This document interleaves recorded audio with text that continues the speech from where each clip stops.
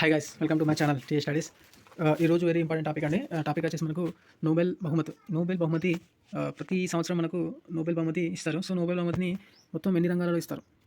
And next భౌతిక శాస్త్రంలో Nobel బహుమతి నిర్ణయించిన సంస్థ ఇది. వెరీ ఇంపార్టెంట్ సంస్థలు. ఏ సంస్థ ఈ బహుమతులు ఇవ్వడం జరుగుతుంది.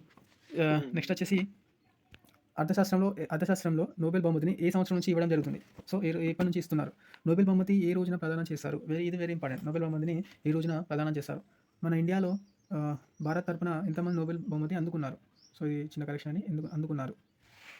సో వీడియోలోకి వెళ్తే వెరీ ఇంపార్టెంట్ వీడియో. సో ఇది ప్రతి కాంపిటేటివ్ ఎగ్జామ్లో యూజ్ అవుతుంది. సో ప్లీజ్ మన వీడియోని మీకు ఇలాంటి జీకే క్వశ్చన్స్ కోసం ఖచ్చితంగా నేను ఎవ్రీడే ఒక జీకే వీడియో అప్లోడ్ చేయడం జరుగుతుంది. ఖచ్చితంగా మీకు యూజ్ అవుతుంది. సో ప్లీజ్ సబ్స్క్రైబ్ చేసుకోండి మన ఛానల్ని. అండ్ మీకు వీడియో కనుక నచ్చితే లైక్ చేయండి. అండ్ ఇంకా వీడియోలోకి వెళ్దాం. మనకు ఫస్ట్ వచ్చేసి నోబెల్ అంటే ఎవరు. డైనమైట్ సృష్టికర్త sir Alfred Bernard Nobel. So మన డైనమైట్ సృష్టికర్త వచ్చేసి సర్ ఆల్ఫ్రెడ్ బెర్నార్డ్ నోబెల్. ఇతని యొక్క గుర్తింపు కోసం 1901 నుంచి నోబెల్ అవార్డును ప్రదానం చేస్తున్నారు. నోబెల్ అవార్డు ప్రస్తుతం 6 రంగాలు ఇస్తున్నారు. మొత్తం ఇప్పుడైతే 6 రంగాలు ఇస్తారు. అండ్ ఫస్ట్ వచ్చేసి మనకు 1901లో మనకు వచ్చేసి 5 రంగాల్లో ఇవ్వడం జరిగేది. సో 5 రంగాలు ఏంటంటే సాహిత్యం, శాంతి, వైద్యశాస్త్రం, రసాయన శాస్త్రం అండ్ భౌతిక శాస్త్రం. ఈ 5 రంగాల్లో మాత్రమే స్టార్టింగ్ ఇచ్చేవారు. అండ్ 1969 తెలంగాణ ఉద్యమం స్టార్ట్. 1969 నుంచి అర్థశాస్త్రంలో కూడా నోబెల్ బహుమతి ఇవ్వడం జరిగింది. సో నోబెల్ బహుమతి అర్థశాస్త్రం కూడా ఇస్తున్నారు. సో నోబెల్ బహుమతి ఇతని యొక్క వర్ధంతి రోజు. ఇది మన ఆల్ఫ్రెడ్ బెర్నార్డ్ నోబెల్ యొక్క వర్ధంతి రోజు డిసెంబర్ 10వ తారీఖున ఈ అవార్డును ప్రదానం చేస్తారు. ఇది వెరీ ఇంపార్టెంట్ అండి. ఆ రోజు మనకు అవార్డు ఇవ్వడం జరుగుతుంది. డిసెంబర్ 10 నోబెల్ వర్ధంతి రోజున ఈ అవార్డును ప్రదానం చేస్తారు. అండ్ నోబెల్ బహుమతులు నిర్ణేతలు అండ్ అవి ఇచ్చే ప్రదేశాలు, నోబెల్ ఇచ్చే ప్రదేశాలు ఇక్కడ వాటిని ఎవరు నిర్ణయిస్తారు. అసలు సాహిత్యంలో మనకు వచ్చేసి స్వీడిష్ లిటరేచర్ అకాడమీ, స్వీడన్లోని స్వీడిష్ లిటరేచర్ అకాడమీ. ఇది వెరీ ఇంపార్టెంట్. ఈ బిట్ మనకు వచ్చేసి వెరీ ఇంపార్టెంట్ అని. ప్రతి సంవత్సరం వీళ్ళు గెలుచుకున్నారు, వాళ్ళు గెలుచుకున్నాను, కానీ ఇది ఎవరు ఇస్తున్నారు, ఇది నిర్ణయించిన సంస్థ ఏదని చెప్పేసి మనకు స్వీడిష్ లిటరేచర్ అకాడమీ సాహిత్యంలో ఇస్తుంది. లిటరేచర్ అండ్ ఇది వచ్చేసి స్టాక్హోమ్లో ఉంది. స్వీడన్లోని స్టాక్హోమ్లో ఇస్తారు. నెక్స్ట్ వచ్చేసి శాంతి, పీస్లో నార్వేజియన్ పార్లమెంట్, ఈ నార్వే వాళ్ళు ఇస్తారు. ఓస్లో నగరంలోని నార్వేజియన్ పార్లమెంట్లో ఇది నిర్ణయిస్తారు దీన్ని, శాంతి బహుమతిని, నోబెల్ శాంతి బహుమతిని. నెక్స్ట్ వచ్చి వైద్యం, మెడిసిన్లో కెరోలిన్ మెడికల్ ఇన్స్టిట్యూట్, స్వీడన్లోని కెరోలిన్ మెడికల్ ఇన్స్టిట్యూట్లో ఇది నిర్ణయిస్తుంది. ఇది కూడా స్టాక్హోమ్లో ప్రదానం చేస్తారు. నెక్స్ట్ వచ్చేసి భౌతిక శాస్త్రం, ఫిజిక్స్లో రాయల్ స్వీడిష్ అకాడమీ అండ్ ఇది స్టాక్హోమ్లో ఉంది. ఇది కూడా స్వీడన్లోని స్టాక్హోమ్లో ఉంది. నెక్స్ట్ ఫిజిక్స్, కెమిస్ట్రీ కూడా రాయల్ స్వీడిష్ అకాడమీలో, సైన్స్ కాబట్టి ఈ రెండు స్వీడిష్ అకాడమీలో ఇస్తారు. నెక్స్ట్ వచ్చేసి ఇది కూడా స్టాక్హోమ్లో ఉంది. అర్థశాస్త్రం, ఇది వచ్చేసి మనకు బ్యాంక్ ఆఫ్ స్వీడన్. ఇది స్వీడన్లోని ఒక బ్యాంక్ వారు దీన్ని నిర్ణయిస్తారు. సో ఇది వచ్చేసి మనకు స్టాక్హోమ్లో ఉంది. ఇది కూడా స్వీడన్ ఉంది. సో దీనిలో ఏంటంటే డిఫరెంట్ ఏంటంటే శాంతి, ఇది ఒకటి నార్వేలోని ఓస్లో ఇవ్వడం జరుగుతుంది. వెరీ ఇంపార్టెంట్ ఇది. నెక్స్ట్ చూసుకుంటే నోబెల్ పురస్కారాలు పొందినవారు. సో 1901లో మొట్టమొదటి నోబెల్ ప్రదానం చేసినప్పుడు నోబెల్ పురస్కారం పొందిన వ్యక్తులు మన లిటరేచర్లో 1901లో సూలీ ప్రొదెమో, ఫ్రాన్స్కి చెందిన వ్యక్తినే. సాహిత్యంలో సూలీ ప్రొదెమో నాకు రావడం జరిగింది. నెక్స్ట్ శాంతి, పీస్లో 1901లో హెన్రీ డ్యూనాంట్, రెడ్ క్రాస్ స్థాపకుడు, స్విట్జర్లాండ్ చెందిన వ్యక్తి హెన్రీ డ్యూనాంట్ అయిన రెడ్ క్రాస్ స్థాపకుడు. అండ్ నెక్స్ట్ అదే ఇయర్లో ఇంకో శాంతి బహుమతి ఇంకో అతను కూడా వచ్చింది, ఫెడరిక్ ప్యాసీ, ఈయన ఫ్రాన్స్ చెందిన వ్యక్తి ఫెడరిక్ ప్యాసీ. అండ్ వైద్యశాస్త్రంలో కూడా నోబెల్ ఇవ్వడం జరిగింది. అందుకు అడాల్ఫ్ ఓన్ బెహరింగ్, జర్మనీకి చెందిన వ్యక్తి. మొట్టమొదటి నోబెల్ పొందిన వ్యక్తులు వీళ్ళు, అడాల్ఫ్ ఓన్ బెహరింగ్. సో నెక్స్ట్ భౌతికశాస్త్రం చూసుకుంటే 1901లో విలియం ర్యాంజన్. సో మనకు ర్యాంజన్ వెరీ ఇంపార్టెంట్. ర్యాంజన్ మన ఫిజిక్స్లో ర్యాంజన్ ఒక దాన్ని కనుక్కుంటాడు. సో అదేంటో మీరు కామెంట్ చేసి చెప్పండి. అండ్ నెక్స్ట్ వచ్చేసి రసాయన శాస్త్రం, ఇది కెమిస్ట్రీలో విలియం వాండ్హాప్, నెదర్లాండ్ చెందిన వ్యక్తి విలియం వాండ్హాప్. అర్థశాస్త్రంలో 1960 కూడా, ఇది కూడా 1960 ఇచ్చిన కూడా ఫస్ట్ ఎవరు అందుకున్నారంటే Ragnar Frisch and Jan Tinbergen. Ragnar Frisch Norway, Jan Tinbergen వచ్చేసి నెదర్లాండ్స్. అండ్ నెక్స్ట్ మన ఇండియా తరపున నోబెల్ అందుకున్న వ్యక్తులు, ఇది వెరీ ఇంపార్టెంట్. మన ఇండియా తరపున నోబెల్ అందుకున్న వ్యక్తులు వచ్చేసి రవీంద్రనాథ్ ఠాగూర్.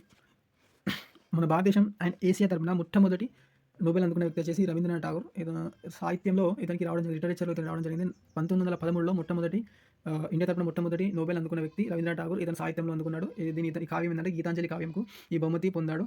నోబెల్ బహుమతి పొందిన మొట్టమొదటి ఆసియావాసి and Indian also CV Raman వచ్చేసి మనకు ఫిజిక్స్లో 1930లో ఇతను నోబెల్ గెలుచుకున్నాడు. రామన్ ఎఫెక్ట్ అనుకున్నాడు. ఈ రంగంలో నోబెల్ బహుమతి పొందిన తొలి శ్వేతేతరుడు, నాన్ బ్రిటిషర్. ఫిజిక్స్లో బహుమతి పొందిన నాన్ బ్రిటిషర్ ఇతను. నెక్స్ట్ వచ్చేసి హరగోవింద ఖురానా, ఇతను వైద్యశాస్త్రం అనుకుంటాడు. అండ్ వచ్చేసి 1969లో. సో ఈ వాజ్ బార్న్ ఇన్ పాకిస్తాన్, అంటే అప్పుడు ఇండియా పాకిస్తాన్. ఈ was born in Pakistan.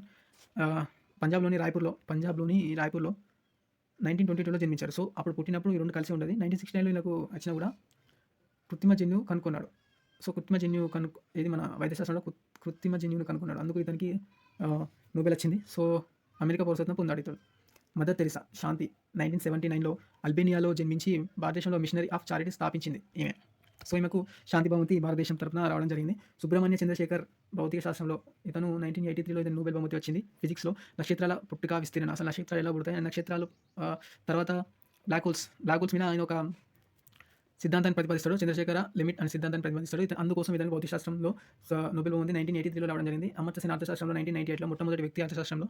Next వచ్చేసి అర్థశాస్త్రంలో 1998లో అమర్త్య సేన్‌కు ఇతను ఏం చేశారు, సంక్షేమ అర్థశాస్త్రంలో కృషి చేశారు. అర్థశాస్త్రంలో నోబెల్ బహుమతి అందుకున్న ఫస్ట్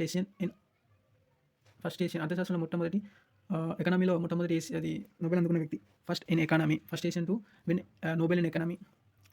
విఎస్ పాల్ సాహిత్యం లిటరేచర్ 2001లో ట్రినిడాడ్‌లో పుట్టి బ్రిటన్ పౌరసత్వం తీసుకున్న భారత సంతతికి చెందిన వ్యక్తి.